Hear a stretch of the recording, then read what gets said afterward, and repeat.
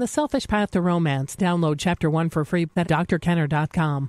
Here is a question that I received about evasion.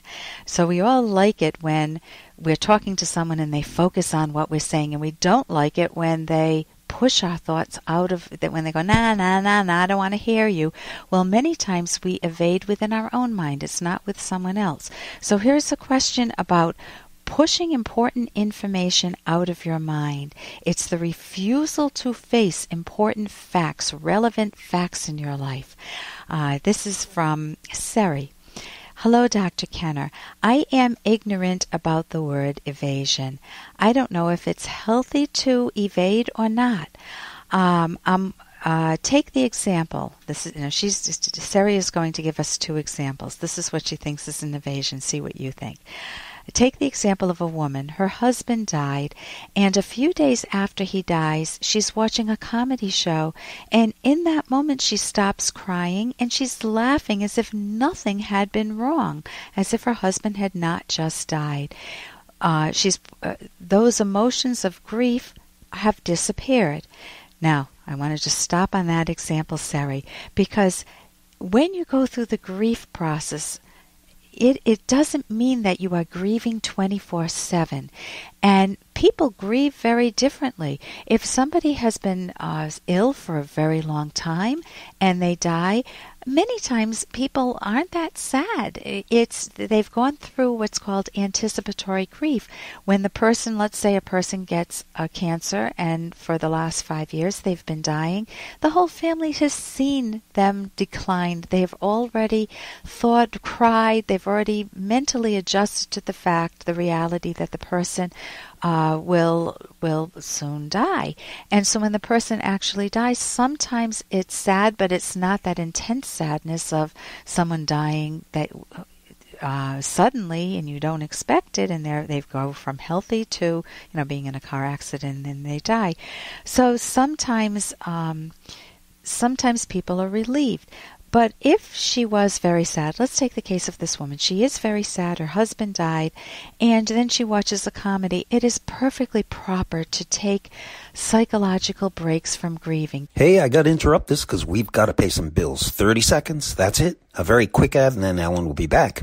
Romance. I wish I knew more about what girls want from a relationship. Boy, I wish I knew more about what I want. Where's that ad I saw? Here it is. The Selfish Path to Romance, a serious romance guidebook. Download Chapter 1 for free at selfishromance.com and buy it at amazon.com. The Selfish Path to Romance. That is interesting. It is perfectly proper to take psychological breaks from grieving. Grief work is called work because you do need to process the loss. What did that person mean to you? What did her husband mean to her? She won't be with him anymore. Were there unresolved issues with him? She needs to do all of that hard thinking to get some mental closure for herself. So given that, it's perfectly fine to watch a comedy movie and then she may be sad again. So that is not evasion. Now here is your second example. Again, this is a question on evasion. What is evasion? Let me first give you a definition, then I'll jump into the second example, which is a great example of evasion. This is a quote from my favorite book, Atlas Shrugged, and written by Ayn Rand, and she talks about evasion. Evasion is, quote, the act of blanking out, the willful suspension of one's consciousness, the refusal to think, not blindness, but the refusal to see, not ignorance, but the refusal to know, unquote. So here is the example. Take the example of a person who has to pay bills, which he knows are pressing, and he just turns on the TV to watch a tennis match. He doesn't want to have to think about paying the bills. So is that healthy? The answer is absolutely not. Let's say it's urgent that he needs to pay the bills. They need to get in the mail by 5 o'clock tonight. The tennis match is on now, and he has a choice. He can either watch the tennis match or tape it for later and pay the bills now. He needs to pay the bills now. The more he is focused, the better.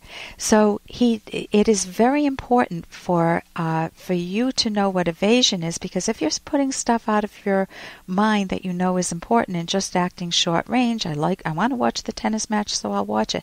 That's not good. Or I want to have an affair. Who cares what my husband or wife thinks, or who cares what the effect is on the kids? I don't want to think about it. I just want to sleep with this man right now or this gal right now. That is evasion. You don't want to push those thoughts out of awareness. You want to tend to them, because otherwise that affair that you have, even though it might give you pleasure short range, will turn around and bite you.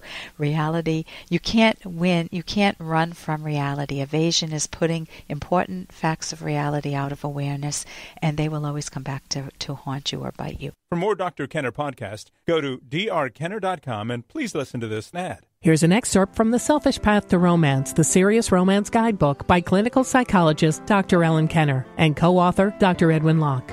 Here are more aspects of a romantic partner you'll want to find out about. What does your romantic partner's job or career mean to him or her personally?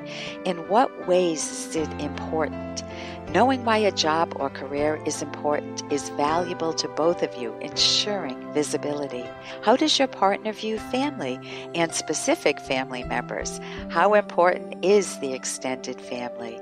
What is your loved one's self-concept? How does your partner see himself or herself? Does this contradict how you see your partner? If so, this could be a source of conflict. How much private time does your partner need, and when? You can download Chapter 1 for free by going to drkenner.com. And you can buy The Selfish Path to Romance at amazon.com.